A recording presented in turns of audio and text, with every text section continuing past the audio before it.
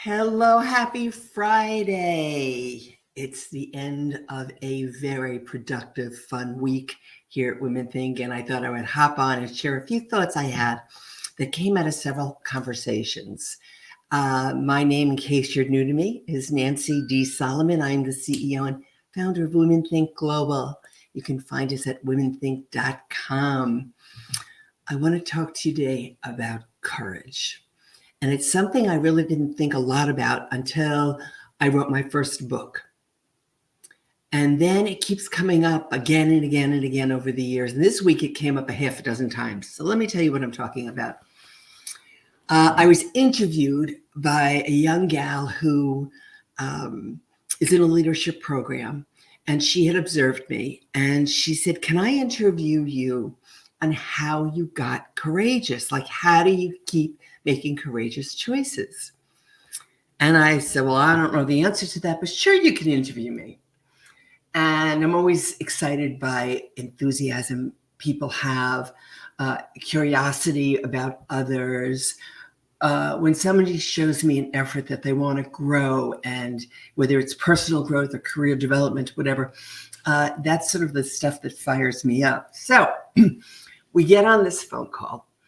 And I'm laughing because somebody once gave me a book, a big tabletop book on courage. And they told me repeatedly that I was the most courageous person they ever met.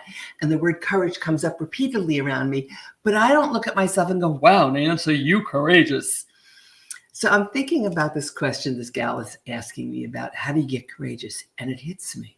And I blurted out, "Oh my God, my courage has come from rebellion." She said, "What do you mean?" I said, "I don't know. I just had the thought for the first time. Let me think about, what do I mean?" And I realized that it was my FU to a lot of people, that I was going to do what they told me I could not do. So my courage comes out of something that one would look at as negative. It comes out of something that most people avoid. It comes out of a place of rebellion. Don't tell me I can't do something, because I'm going to want to do it twice as fast. And if you are listening to this or watching this, and that is you, put me too in the comments section. So, courage. I think courage is something that we look back and notice that we have. So it's sort of like the dots backwards rather than the dots forward. I didn't wake up one morning and say, "I think I'm going to be really courageous and I'm going to adopt 2 children as a single mom 3,000 miles away from my closest family." And there is a Solomon around that says there is a fine line between courage and stupidity. Personally, I'm never sure which side of that line I'm standing on, but I digress. And it wasn't until after my children were well on their way in their teens that I said to myself, my friends are right. That was really courageous to do that. There was no evidence in my life that that was going to work out well, being a single mom of 2 newborns, not at the same time. They're 3 years apart, 4 years apart. What am I saying? Forgive me, kids. I didn't have a template for that. I didn't have a life experience similar to raising children, or raising children on my own, or raising children 3,000 miles away from my closest family. There was no prior experience. And so I relied probably too much on the Johnson baby commercials, the ones where they're all rocking the baby and everybody's cooing and everybody smells delicious. And they don't tell you that's probably at max 5% of the time in parenting, but be that as it is. So when I looked back, I thought, okay, how did I do that? And I'm going to tell you.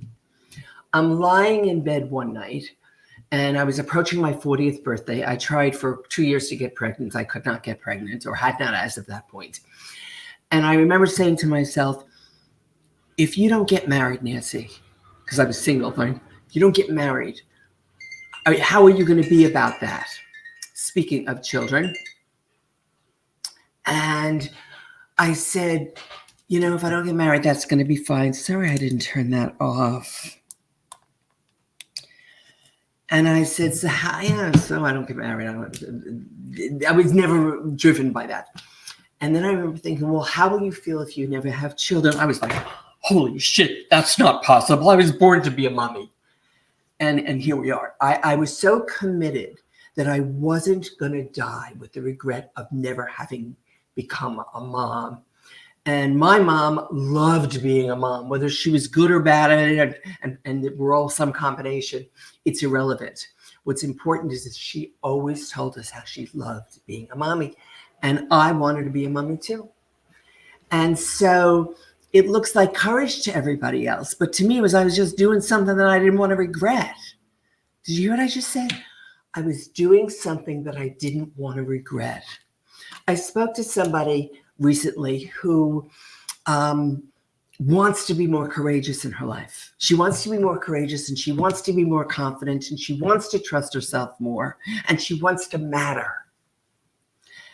And the other side of that is that she doesn't want to give up what she knows is safe.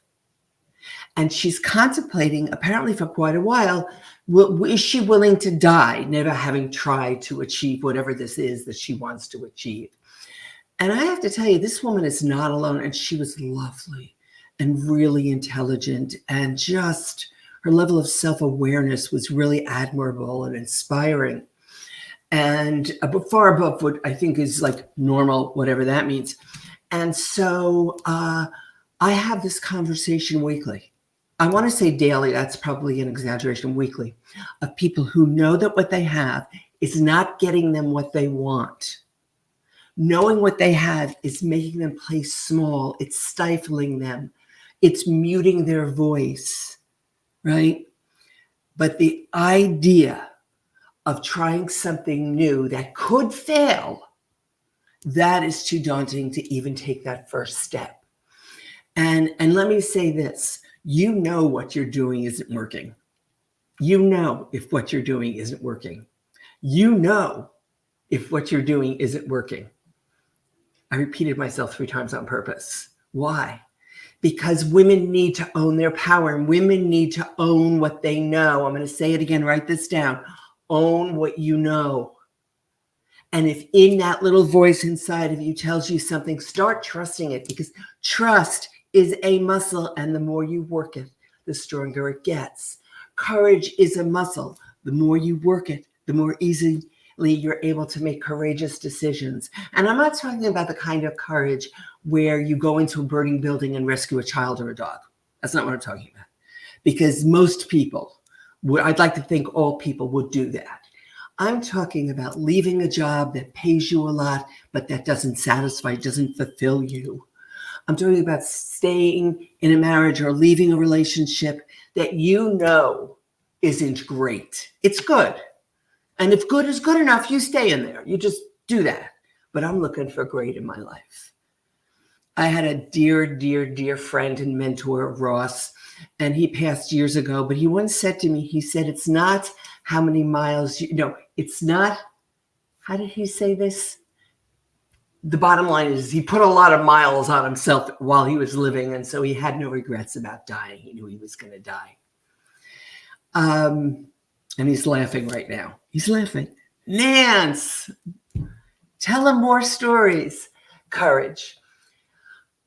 Courage is asking yourself the questions you absolutely do not want to know the answers to. Questions like, am I happy? Do I love my career?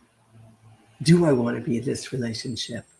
Why aren't I moving forward? And listening for the answer. That's courage.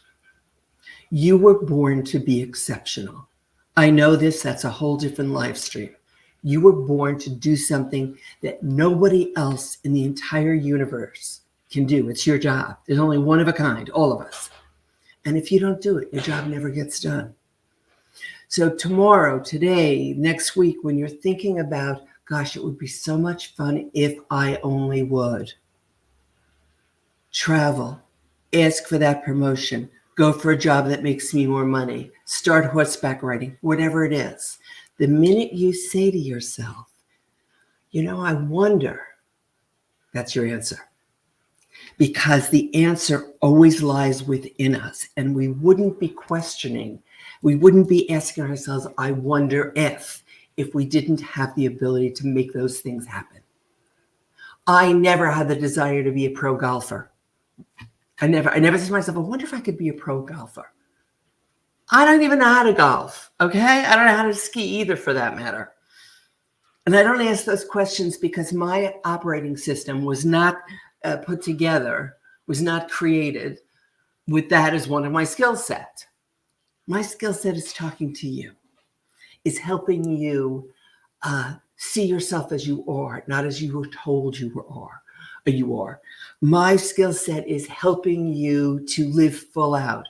My skill set is showing you possibility. I said to somebody earlier, I know you don't believe in yourself, but would you believe in my belief in you until you do? In other words, the fact that I have so much experience, 32 years of experience. I know you all thought I was only 30. 32 years of experience. You see it all. You hear it all. You probably hear a lot of it 1,000 times, right? But the fact that I believe in you, and that's not baloney. That's not fluff. It's not smoke. Should tell you something. I see you because you can't see you. Your glory is in your blind spot, but I see it. It's right over there. So I've decided, about 15 minutes ago, to open up my calendar. I want to talk to 3 of you. All right, just 3. 3 spots I opened up. When those 3 spots are taken, the opportunity goes away. So I always reward for quick action. And there's a couple of caveats.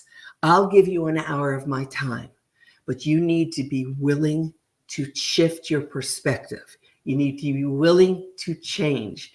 You need to be willing to invest time and energy into yourself. Or don't make that call with me, okay? The link is in the description here.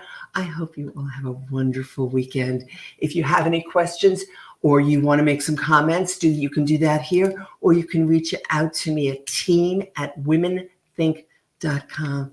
Have the best weekend and allow yourself to fantasize a little bit, to think about, I wonder what, or I wonder if. Bye-bye now.